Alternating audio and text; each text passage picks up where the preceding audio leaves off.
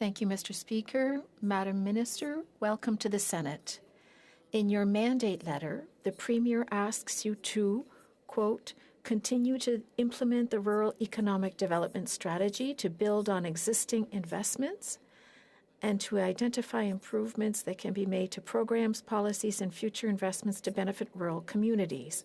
We know that financial cooperatives are usually the last to be consulted in the development of programs and policies. I'm thinking of the Canadian Business Emergency Account. The government eventually made the clients of these institutions eligible, but they had to work hard to be heard. Yet these financial institutions account for nearly a quarter of the market share of Canadian small and medium-sized businesses. Their late inclusion in critical discussions is detrimental to rural economic development. In keeping with the spirit of the objectives in your mandate letter, can you tell us how your government intends to consult with financial cooperatives systematically rather than belatedly?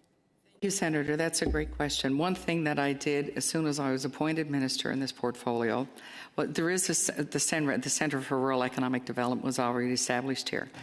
And I sat down with the team and I said, okay, who do we have on the ground? Who do we have that are actually out working with businesses, with banking institutes, with not-for-profits, with communities, with Indigenous communities? And I'm pleased to say, we now have 22 people in that department. And there are some on the ground in rural Canada from coast to coast to coast. And with them, we also work with the regional development associations. We work with BDC, and of course, I work with all the other ministries in this field. The reality is banking is different in rural Canada, and we have to work with the CBAs, we have to work with all aspects to make sure that we develop and deliver to rural Canadians.